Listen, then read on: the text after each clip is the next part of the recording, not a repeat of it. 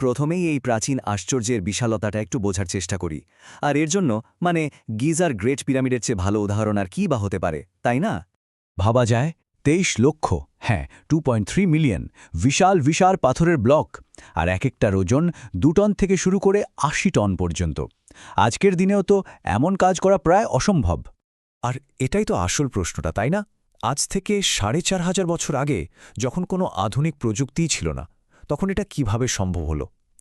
এই একটা প্রশ্নই তো বছরের পর বছর ধরে ইতিহাসবিদ আর ইঞ্জিনিয়ারদের ভাবিয়ে চলেছে।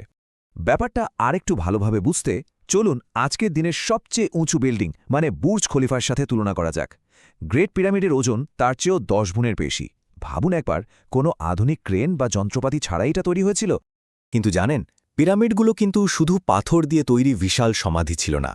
এর ভেতরে লুকিয়েছিল এক গভীর কোড, যা আসলে পৃথিবী আর আকাশের মধ্যে